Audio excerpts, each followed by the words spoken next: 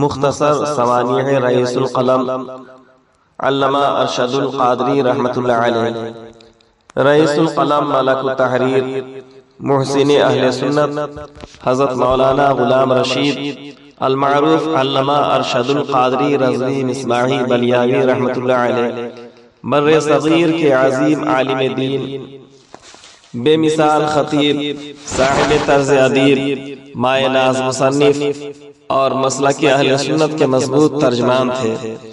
آپ 1925 عیسوی میں سید پورہ ضلع بلیا اتر پردیش ہندوستان میں پیدا ہوئے۔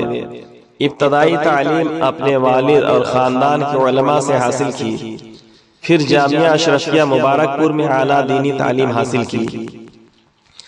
آپ نے پوری زندگی عقائد اہل سنت کے دفاع، عشق رسول صلی اللہ علیہ وآلہ وسلم کے فروغ، اصلاح امت اور علمی و دعوتی خدمات میں گزاری۔ آپ کی تصانیف، تقاریر اور خطابات نے لاکھوں افراد کی دینی رہنمائی کی۔ آپ کی مشہور کتابوں میں زلزلہ، تجلیات رضا، زیر و زبر، انوار رسالت اور دیگر علمی و تحقیقی کتب شامل ہیں۔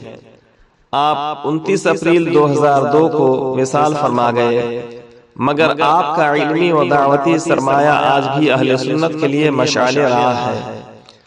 اور رئیس القلم حضرت علامہ ارشد القادری علیہ رحمہ مصنف بھی تھے، مقرر بھی تھے، مبلغ بھی تھے، معلم بھی تھے، مناظر بھی تھے، نظریاتی سپہ سالار بھی تھے اور روحانی پیشوا بھی تھے۔